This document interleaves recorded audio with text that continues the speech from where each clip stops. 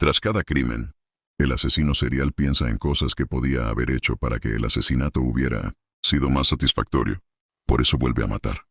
Hola amigos, espero la estén pasando bien. Hoy les traigo varios casos de asesinos en serie, que en su época atemorizaron a todo México.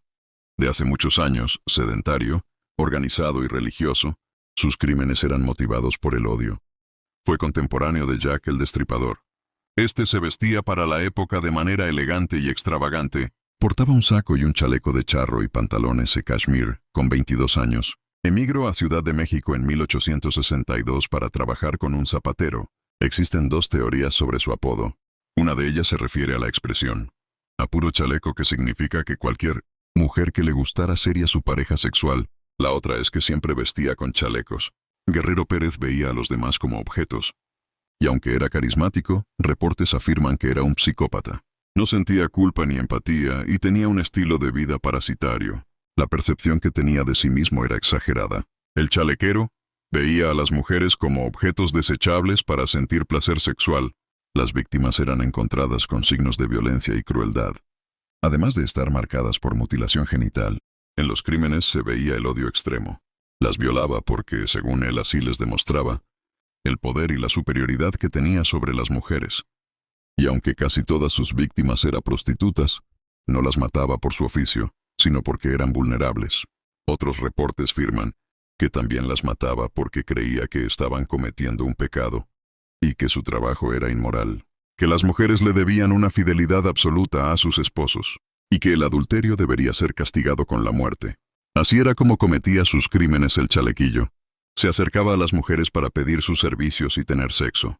Después las torturaba, las asesinaba y lanzaba sus cuerpos en el río Consulado. A veces las amenazaba y las acuchillaba. Otras las estrangulaba o las degollaba. Hasta llegó a decapitarlas. No obstante, para cometer sus delitos le ayudaba el hecho de que podía ser una persona carismática. Este fue el primer asesino en serie capturado en México. Este hombre desvivió a más de 20 mujeres. Entre los años 1880 y 1888, las noticias de la época lo describen que, a pesar de ser un hombre casi analfabeto, actuaba de una manera muy educada con las mujeres para ganar su confianza.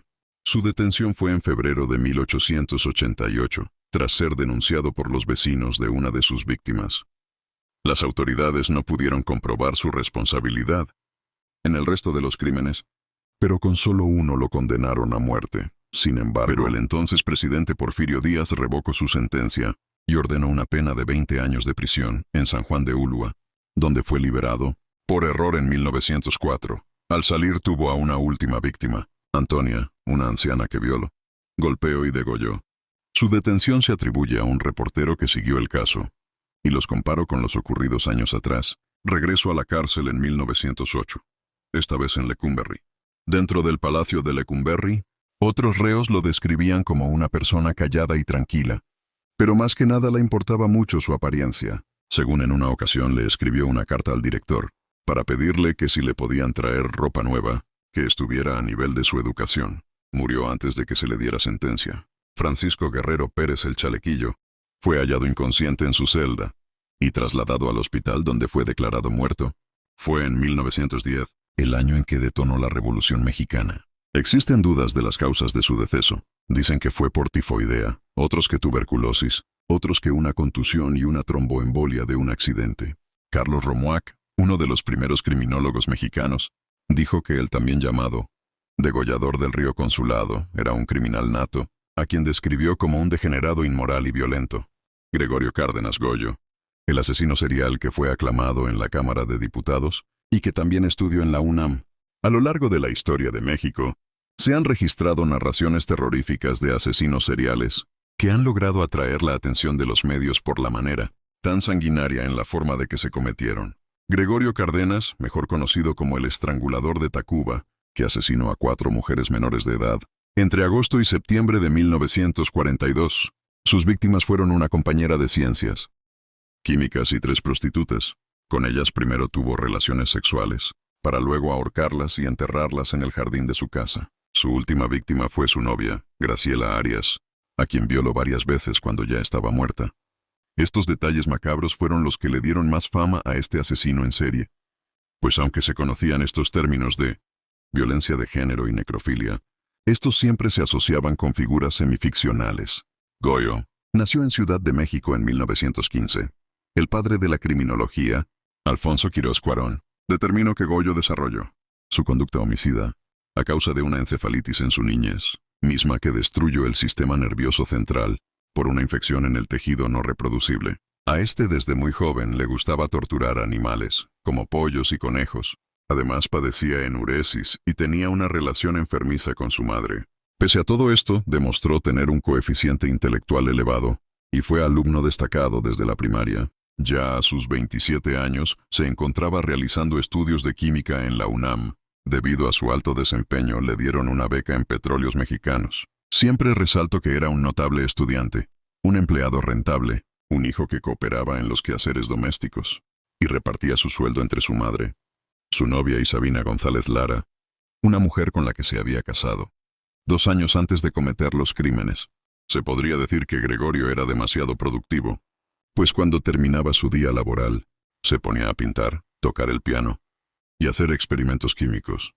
Confesó sus crímenes cuando su madre lo internó en un hospital psiquiátrico. Cuando estuvo preso en Lecumberri, fue un preso singular, asistió a clases de psiquiatría, recibía visitas familiares, sostenía relaciones con las enfermeras y tenía licencia de salir cuando quisiera, e incluso plantó un árbol en su celda. En 1966, el presidente Luis Echeverría le otorga el perdón público y lo llevó ante el Congreso de la Unión, donde fue recibido como un héroe por representar un claro caso de rehabilitación. También fue reconocido en San Lázaro como inspiración para los mexicanos, donde fue ovacionado de pie, a pesar de la indignación de muchos. Tras su liberación, ingresó a la Escuela Nacional de Estudios Profesionales, perteneciente a la UNAM, donde cursó la carrera de Derecho. Para 1992 se tituló con la tesis Insuficiencia de nuestra legislación en la inimputabilidad, por ausencia o disminución de la capacidad mental.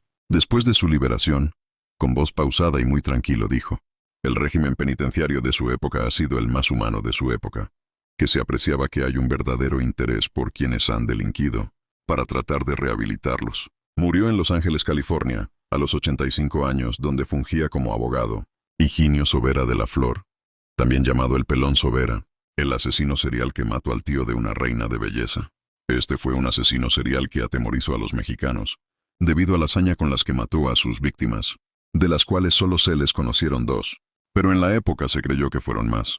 Sus homicidios estuvieron marcados por la impulsividad y la necrofilia que cometió en su segundo homicidio, mismo que fue el que causó mayor escándalo entre la sociedad de esa época. Nació en la Ciudad de México en 1928, hijo de un inmigrante español, que hizo su fortuna en Tabasco. Su madre era hermana del exgobernador de Tabasco y magistrado del Tribunal Superior de Justicia Estatal. Higinio tuvo un hermano mayor que terminó en el manicomio, tras una crisis nerviosa en Barcelona, y el mismo Higinio pudo ser ingresado a un manicomio, ya que se reía solo y hablaba muy raro, de una forma indescifrable. Creía que los extraños lo insultaban. Fue diagnosticado con esquizofrenia. Su madre se negaba a aceptar que su segundo tuviera problemas mentales, y todo su comportamiento lo justificaba al decir que la muerte de su padre lo mantenía así, aunque se tiene registro que desde muy pequeño ya se comportaba mal, por lo que fue expulsado del colegio y fue internado en el sanatorio mental de donde escapó. Su madre no concebía la idea de heredarle toda su fortuna. A un hijo con problemas mentales, este se ponía nervioso en lugares cerrados, no lograba concentrarse y solo se sentía bien en lugares silenciosos. Todos sus excesos y abusos eran solapados por su familia. Debido a esto se cree que el número de víctimas pudo ser mayor. A esto se le suma el testimonio de las supuestas empleadas domésticas, que dijeron haber visto hechos que pudieran hacer sospechar la existencia de más asesinatos, como que en muchas ocasiones lavaron ropa de Higinio manchada de sangre. Su vida transcurría por excesos solapados por su madre, hasta que el 11 de mayo de 1952 cometió su primer homicidio. El tío de la ex reina de belleza y actriz Ana Berta Lepe iba acompañado de su esposa en su lujoso auto Buick 51. Mientras conducía por las calles de la colonia Roma, se encontró con Higinio, quien lo rebasó y le echó el auto 2 veces. En un semáforo Lepe Ruiz lo alcanzó y le reclamó, lo que hizo que Higinio sacara un arma y le disparara en 5 ocasiones causándole la muerte. A pesar de que había un policía cerca, Higinio logró escapar. Testigos vieron la placa de auto y se los dieron a la policía. Así descubrieron que el auto era de Higinio Sobera, con domicilio en la calle Uruguay en el centro histórico. Cuando llegaron los agentes, encontraron solo a su madre, quien ya estaba planeando sacar del país a Higinio y enviarlo a España. Lo mandó en el Hotel Montejo, ubicado en la colonia Anzures. Un día después, el 12 de mayo de 1952, cometió su segundo asesinato. Hortensia López, de 22 años, quien esperaba un taxi en la colonia Juárez para ir a ver a su novio en el hospital, ya que había sufrido un accidente automovilístico. Higinio se le acercó para acosarla, pero ella lo rechazó. Cuando ella se subió al taxi, él también lo hizo gritándole que no lo dejara. Ella le dijo al taxista que no lo conocía. Higinio sacó su arma y le dijo al taxista que continuara su camino. Cuando quiso salir por la otra puerta, Higinio le disparó matándola en el acto. Al llegar a Chapultepec, bajó al chofer y continuó con su camino. Higinio llevó a la joven muerta a la posada de Palo Alto, donde cometió necrofilia con el cadáver de la joven, y se quedó dormido abrazándola. Más tarde, el cuerpo de la joven fue encontrado en la carretera México-Coajimalpa. El 13 de mayo, fue detenido en el cuarto 108 del hotel cubierto de sangre. Confesó el asesinato de la joven. Lo describió como una mera puntada que me alcance. Tras su detención, se le acusó de haber matado a tiros a un joven de 18 años, desde un auto verde cerca de los viveros de Coyoacán, aunque nunca se pudo comprobar si en verdad fue él. Higinio Sobera estuvo en la cárcel de Lecumberri por los dos crímenes, y después lo trasladaron al psiquiátrico Samuel Ramírez Moreno, en Valle de Chalco. Salió en 1985 y murió en 1992, por causas naturales. Macario Alcalá Canchola, el Jack el Destripador de México, fue un copycat killer, un asesino serial que imita o quiere ser comparado con otro más famoso. Macario Alcalá aterrorizó a la Ciudad de México durante 2 años, en su reino de miedo, de 1960 a 1962. Sus víctimas confirmadas son 2, pero se cree que pudieron ser más de 12. Se le conocería como Jack el Destripador Mexicano. A diferencia del mexicano, el inglés jamás fue identificado. Sus crímenes les ayudaron a ponerles el apodo de destripadores, porque en el año 1960, los cadáveres de prostitutas empezaron a aparecer en barrios de la capital del país. Nació en 1930, en una familia de pocos recursos. Cuando cumplió los 18 años, se enlistó en el ejército mexicano, pero fue despedido en poco tiempo por indisciplina y por su falta de competencia. También intentó ser boxeador. Sin embargo, no tenía las habilidades suficientes para el deporte de contacto ni para pelear dentro de un cuadrilátero. Después intentó convertirse en un policía de la Ciudad de México, usando un nombre falso. Ahí ya se veía su personalidad autoritaria y violenta. Fue despedido por hacer uso excesivo de la fuerza, en sus detenciones y por abusar de su autoridad. Su modus operandi era platicar con prostitutas en cantinas o en las banquetas de la calle, para contratarlas y después llevarlas a moteles. Ahí las torturaba, las golpeaba, las estrangulaba y dejaba sus cadáveres desnudos sobre la cama. Su personalidad narcisista y sus deseos de ser famoso y reconocido eran evidentes, sin confesar que él había cometido los crímenes. Les platicaba a sus amigos de los homicidios antes de que fueran publicados en medios de la época. Fueron estas pláticas las que alertaron a las autoridades y dieron indicios necesarios para poder capturar al destripador. Su presunto último crimen fue registrado el 19 de septiembre de 1962. Mató a Julia González Trejo. Su cuerpo desnudo fue encontrado en un hotel. La mujer fue hallada el 20 de septiembre. Era una madre de 4 pequeños y trabajadora sexual. Laboraba en el Cabaret Imperial. En su intento de ser vinculado con Jack el Destripador, Macario escribió en un espejo con un lápiz labial: Jack Mexicano retó a Cueto, retando al jefe de la policía del Departamento del Distrito Federal, que se llamaba Luis Cueto Ramírez. Por su experiencia en la escena, sabía cómo cuidar y limpiar sus huellas dactilares. En la mañana siguiente después del crimen, el cadáver fue encontrado por empleados del Hotel Drigales. La mujer solo vestía un par de tacones, y fue gracias a su identificación dentro de su bolso que la pudieron reconocer. Macario conoció a Julia la noche anterior. Llegaron al hotel de la calle Mosqueta. Él se registraría con el nombre de Fernando García. Después de tener relaciones sexuales, Macario no quiso pagar el servicio y estranguló a la víctima. Cuando lo detuvieron, dijo que la sujetó para amedrentarla así, con la mano derecha, girando los dedos hacia la derecha de su cuello. Vi que se desmayaba. Confesó haber matado a Julia González, pero negó haber cometido los crímenes que le estaban adjudicando. Sin embargo, durante su interrogatorio declaró información de otros homicidios que solo la policía sabía.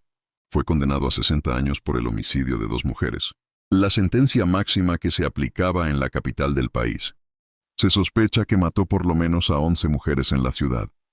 Los estudios de su perfil psiquiátrico que se le realizaron lo describen como un exhibicionista acomplejado. El hecho de que escribiera en el espejo demuestra que quiere ser tomado en cuenta y que su delito trascienda. El asesino actuó con serenidad, lo que quedó comprobado al llevarse las ropas de su última víctima. También procuró no dejar huellas. Se trata también de un individuo de bajo estrato, pues ni siquiera supo escribir #. Es posible que vuelva a matar. Las hermanas González Valenzuela, las Poquianchis, prostitución, ritos satánicos, corrupción y más de 100 asesinatos. La brutal historia de las Poquianchis. El 25 de enero de 1964, la revista de Nota Roja, Alarma, dio a conocer una de las historias más impactantes y macabras que han salido a la luz. Aquella portada en color amarillo mostró por primera vez los rostros de las hermanas González Valenzuela, María Luisa, Delfina, María de Jesús y Carmen. Al interior de sus páginas también se tenía una investigación minuciosa a todos aquellos que estuviesen involucrados en el hecho, pues se trataba de un caso criminal sin precedentes en la historia de México. Las 4 administraban un burdel donde mantenían retenidas contra su voluntad a un grupo de jóvenes, mujeres, para esclavizarlas y someterlas a múltiples castigos. Se les atribuyeron el asesinato de al menos 150 personas, la mayoría prostitutas que trabajaban para ellas. En enero de ese año, luego de un largo tormento, una de las mujeres, que se llamaba Catalina Ortega, logró escapar del rancho, donde la tenían privada de su libertad, escabulléndose por una abertura en la pared.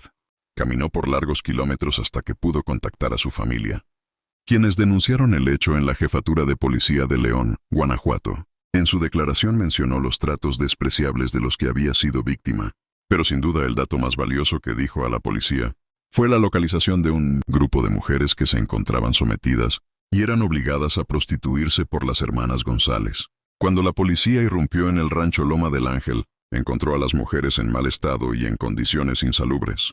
Todas llevaban vestidos negros viejos y chales desgastados. Su aspecto era descuidado. La policía las sacó a todas de la propiedad y detuvo de inmediato a las 4 hermanas. Pero todavía faltaban más horrores por descubrir. Una de las mujeres dijo a la policía que en el patio trasero había un cementerio no solamente de prostitutas, sino de todos los embriones que mataron. Cada vez que una de ellas quedaba embarazada, las autoridades presumieron que a muchas de sus víctimas las enterraron vivas. Cuando los pobladores del rancho se enteraron de los hallazgos, no dudaron en hacer justicia por su propia mano. Intentaron lincharlas, pero ante tal descontrol de la población, el juez no tuvo más remedio que enviarlas a la cárcel en Irapuato, fuertemente custodiadas. María de Jesús, María del Carmen, María Luisa y Delfina nacieron en San Francisco del Rincón, Guanajuato, y en El Salto, Jalisco, hijas de Bernardina Valenzuela, una fanática religiosa, e Isidro Torres, quien trabajaba en el cuerpo policíaco en ese entonces, bajo el mandato de Porfirio Díaz. Se dedicaba a atrapar a los asaltantes de caminos.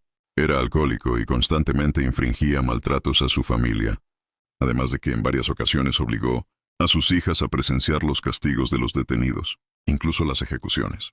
Llegó al extremo de encarcelar durante 1 año a su propia hija Carmen, como escarmiento por haberse escapado con un hombre sin estar casada. También era común que ejecutara a los criminales que apresaba. Cumplía con su trabajo de forma eficiente, pero también le bastó un solo día para echar todo a perder. Quiso abusar de su rango y mató a un hombre inocente con el que tenía problemas. Después de ese altercado, Isidro y su familia tuvieron que huir y recomenzar sus vidas en la ciudad del Salto, donde comenzó a trabajar como arriero. Por temor a represalias, tuvieron que cambiar su apellido paterno. A mediados de los años 30, Delfina, Carmen y María de Jesús consiguieron trabajo como obreras en una fábrica de hilados y tejidos, un trabajo arduo y mal pagado en el que no duraron mucho. Fue así que buscaron otras maneras de ganarse la vida. María del Carmen, quien era la mayor, se volvió concubina de un abarrotero de 50 años, que la abandonó cuando se enteró que estaba embarazada. En 1938 conoció a otro hombre, Jesús Vargas, un tipo de mala reputación al que apodaban El Gato. Los dos abrieron una cantina y el negocio resultó ser muy rentable. Pero debido a la mala administración de Vargas, tuvieron que cerrar. Poco después se separaron, pero en el corto periodo que pasó con él, María aprendió mucho sobre el negocio de los bares. Fue entonces cuando regresó con su familia. Durante esos años, sus padres murieron y les dejaron una pequeña herencia. Luego de platicar con Carmen, Delfina decidió iniciar su propio negocio, inspirándose en la cantina de su hermana y sus altas ganancias en los buenos momentos. Ahí se le ocurrió la idea de abrir una cantina en su pueblo natal. El negocio, que había comenzado con la venta de bebidas, pronto se convertiría en un sombrío calabozo, donde mujeres ofrecían sus servicios y eran esclavizadas por ella. Las reclutaba a base de engaños. Algunas tenían apenas entre 13 y 16 años. Con la promesa de conseguirles trabajo como empleadas domésticas, atrajo a varias jóvenes de los ranchos más cercanos y en poco tiempo, el lugar tuvo mucha prosperidad. El hijo de Delfina, Ramón Torres González, alias El Tepo, era el que se encargaba de supervisar a las jóvenes en aquel lugar, además de controlar a los clientes evitando que armaran riñas. También era el encargado en algunas ocasiones de pagar los sobornos a la policía. Carmen, quien había hecho algunos estudios contables, era quien llevaba la contabilidad y también era la encargada de los permisos. Logró sacar de la clandestinidad y convertir aquel lugar en un sitio legalmente establecido. Delfina se rodeó de la protección de policías y autoridades municipales, que además eran clientes de su local. Parecía que todo marchaba muy bien, hasta que el negocio finalmente cerró luego de una riña, que finalizó en malos términos con algunos agentes, pues al encontrarse con Ramón en una cantina cercana a su establecimiento, tuvieron una discusión y acabaron con él. Delfina decidió vengarse contratando a unas personas para que los agentes pagaran por lo que le habían hecho a su hijo. La clausura se llevó a cabo con tal impunidad, dejando en el interior a más de 20 mujeres que días después escaparon a San Francisco del Rincón, en una casa que era propiedad de Delfina, donde pasaron encerradas más de 6 meses viviendo en condiciones deplorables. En 1949 María del Carmen murió a causa del cáncer. En 1954, Delfina decidió abrir una nueva cantina, Guadalajara de Noche. Esta se inauguró en Lagos de Moreno y parecía más un motel donde rentaban cuartos para parejas. El propio alcalde concedió los permisos para que el negocio operara como bar, a cambio de favores sexuales. Ya con el suficiente dinero, Delfina se fue a Guanajuato y decidió establecerse en San Francisco del Rincón. Una vez que el negocio comenzó a operar, mandó llamar a su hermana María Luisa para que también se integrara al negocio. Ambas comenzaron a reclutar más y más mujeres. Algunas eran engañadas y otras compradas. Delfina solía acudir a las rancherías, buscando jóvenes de buen ver. En muchas ocasiones se acercó a los campesinos que tenían hijas y les ofreció promesas y trabajo. En otras simplemente las raptó. Cuando llegaban al negocio, las examinaban por completo y las sometían a extensos abusos. Las alimentaban con tortillas duras y un plato de frijoles, las bañaban a cubetazos de agua helada, y en la noche las ponían a atender a los clientes del bar. Delfina tenía completamente el control de las jóvenes. Para mantenerlas trabajando, las endeudaba vendiéndoles productos de aseo personal, ropa, joyas y maquillaje. De esta manera eran esclavizadas hasta que la deuda quedara saldada. En una visita que hace María de Jesús a Guanajuato, coincide por casualidad con Laura Larraga, una expupila que consiguió poner su propio burdel en León. Tiempo después lo adquirió para sí misma. El negocio, ubicado en la periferia de la ciudad, fue bautizado como la Casa Blanca, pero no fue muy popular. Su suerte cambiaría luego de que un oculista le ofreció una casa en venta. María compró la propiedad y trasladó su negocio a una mejor ubicación, donde prosperó rápidamente. La casa donde llevaban a cabo sus actividades era propiedad de un hombre apodado El Poquianchis. Ella bautizó su negocio como Barca de Oro. Sin embargo, no pasó mucho tiempo cuando María de Jesús ya era conocida como La Poquianchis. El lugar era frecuentado por jornaleros, campesinos, soldados y policías. Debido a la afluencia de la gente, llegaron a ser dueñas de otros negocios del mismo giro. Y para ese entonces, las Poquianchis ya habían creado una red perfectamente controlada. En 1962, las autoridades de Guanajuato decidieron cerrar todos los negocios de este tipo. Las hermanas González Valenzuela, las Poquianchis, prostitución, ritos satánicos, corrupción y más de 100 asesinatos. La brutal historia de las Poquianchis. El 25 de enero de 1964, la revista de Nota Roja, Alarma dio a conocer una de las historias más impactantes y macabras que han salido a la luz. Las hermanas solo pudieron quedarse con el Guadalajara de Noche. La menor de las hermanas, Eva Valenzuela, Se separó de ellas y decidió poner su propio negocio en Matamoros, La Piernuda. Sin embargo, les pidió a sus hermanas que le ayudaran, mandándoles jóvenes para que pudiera operar. Fue entonces cuando a Delfina se le ocurrió un plan más descabellado. Les propuso la idea a sus otras 2 hermanas de unirse y comprar un rancho, llamado Loma del Ángel, para transformarlo en un lugar clandestino. Aplicaron el mismo modus operandi. Comenzaron a reclutar a más mujeres. Iban a diferentes lugares y las conseguían privándolas de la libertad. Cuando alguna de las mujeres cumplía 25 años, eran sometidas a crueles castigos por ser consideradas viejas. Se las entregaban a Salvador Estrada Bocanegra, el verdugo, quien las encerraba en uno de los cuartos del rancho, sin darles de comer ni beber por varios días, y entrando constantemente solo para maltratarlas y abusar de ellas. A las que estaban muy débiles y ya ni siquiera podían defenderse, se las llevaba a la parte de afuera del rancho, y tras cavar una zanja profunda, las enterraba vivas. Aquel hombre era despiadado con las jóvenes, y les aplicaba crueles castigos, antes de acabar con ellas. A las embarazadas las golpeaba, y los bebés que lograban nacer los privaba de la vida. Si alguna de las mujeres estaba enferma o débil, le esperaba la misma suerte. Su historia inspiró a Jorge Ibargüengoitia para escribir su novela Las Muertas, que sirvió de guión para una película del mismo nombre dirigida por Felipe Casals. Juana Barraza Samperio, la Mataviejitas. Este es el horrendo caso de la practicante de lucha libre, frustrada, que se convirtió en una asesina serial de ancianas. Entre 1998 y 2006, Juana Barraza Samperio mantuvo en vilo a Ciudad de México con sus asesinatos. Engañaba a sus víctimas y una vez que entraba en sus casas, las estrangulaba. Para evitar las presiones políticas, sociales y mediáticas, la policía inventó pruebas y acusó a 2 inocentes. Joel López salió temprano de su trabajo en Ciudad de México la tarde del 25 de enero de 2006. El día estaba soleado y caminó por las calles, sin prestar atención a los carteles con el rostro de la asesina serial más buscada del país, la Mataviejitas. Como la mayoría de los habitantes del Distrito Federal, de tanto verlos ya no los veía. Estaban en las paredes, en la cartelería de las paradas de colectivo, en las estaciones de subterráneo y, claro, en todos los medios de comunicación. Si se hacía la cuenta, la Mataviejitas tenía más de 40 víctimas en su haber. El cálculo más preciso sumaba 48. Todas mujeres de entre 60 y 95 años, a las cuales había estrangulado en sus casas con lo que encontraba.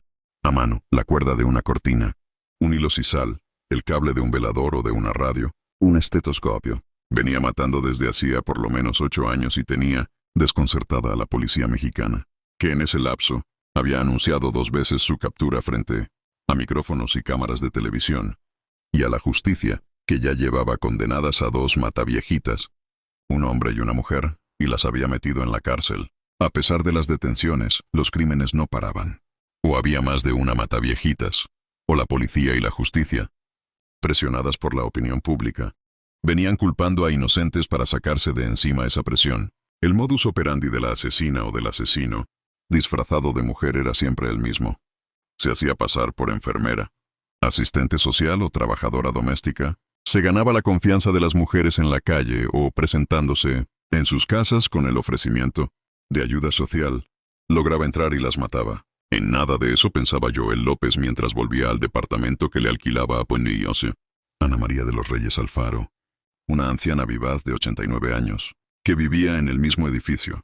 Hacía años que Joel era inquilino de Ana María, y esa tarde, aprovechando la salida temprana del trabajo, pensaba llamar a su puerta para compartir una limonada, como hacían con frecuencia. Le llamó la atención que la puerta de Ana María estuviera abierta y la llamó con un código que compartían: silbar la chorreada, de Pedro Infante. No tuvo respuesta. Entonces entró y cuando llegó a la sala quedó paralizado.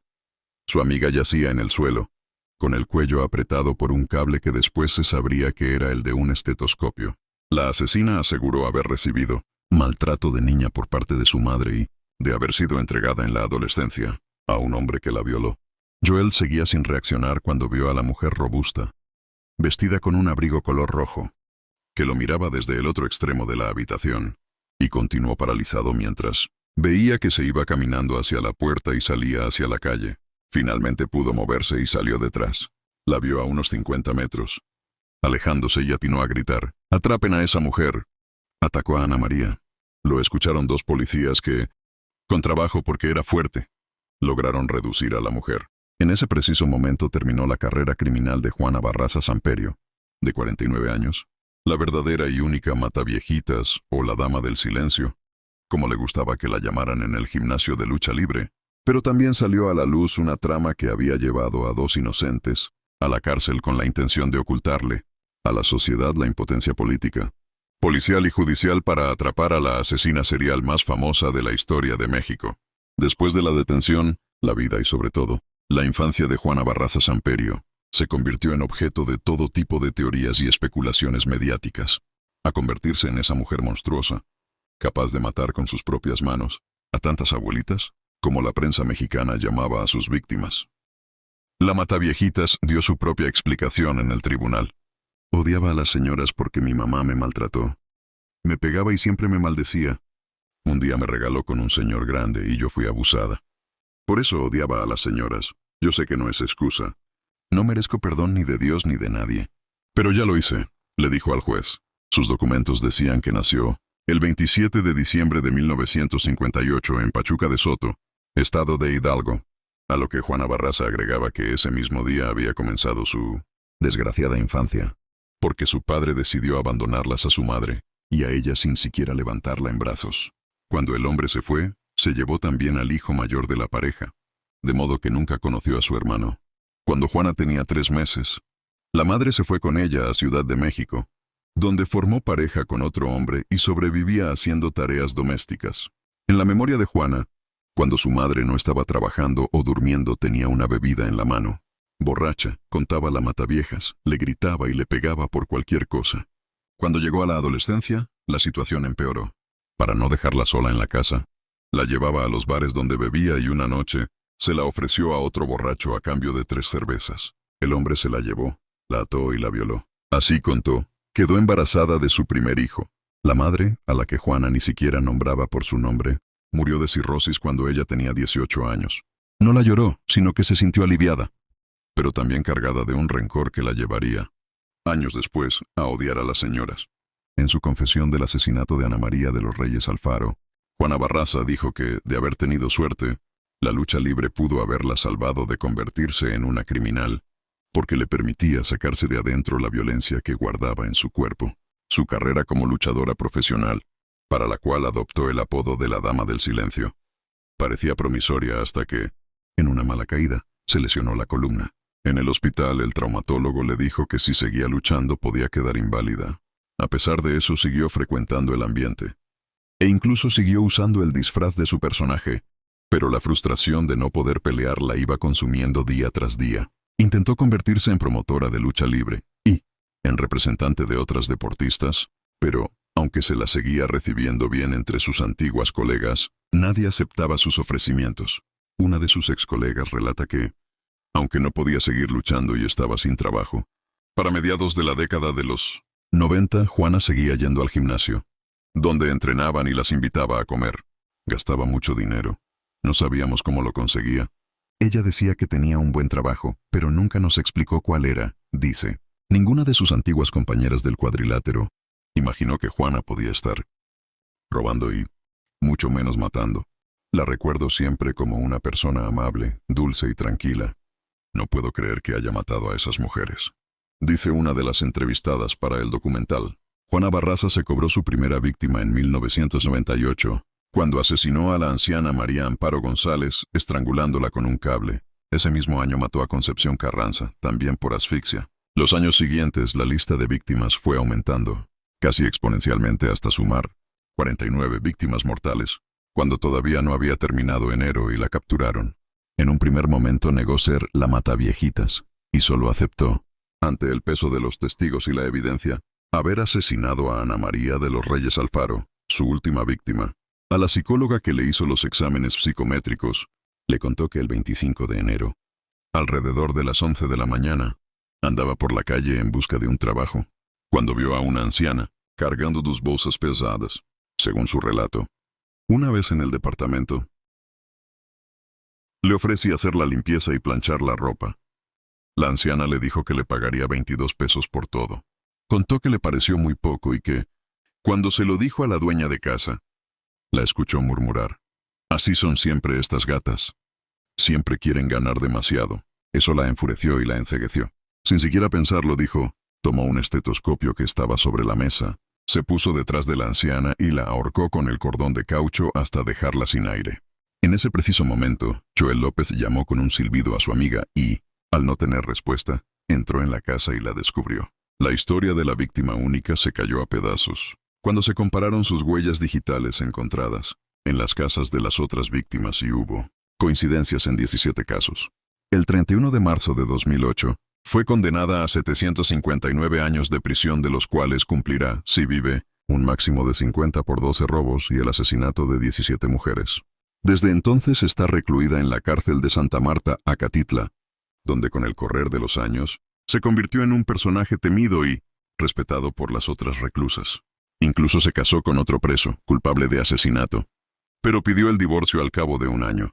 La captura y la condena de Barraza no significaron ningún alivio para los dos supuestos mataviejitas, detenidos por la policía antes que ella y condenados, en ambos casos, a la cárcel. La primera en caer fue Araceli Vázquez García, detenida el 1 de abril de 2004. La mujer no era una santa, pero nunca había matado a nadie. Solo engañaba y estafaba a mujeres mayores, utilizando uno de los disfraces de Barraza. Se presentaba ante las ancianas con un carnet de asistente social y les decía que podía conseguirles un subsidio estatal para mejorar sus jubilaciones. Una vez adentro, robaba lo que podía y escapaba. Ese modus operandi fue su desgracia. Cuando la detuvieron en uno de los robos, le tiraron por la cabeza todos los crímenes que la mataviejitas había cometido hasta ese momento. Sus huellas digitales no coincidían y ningún testigo pudo reconocerla, pero la pusieron frente a las cámaras de televisión.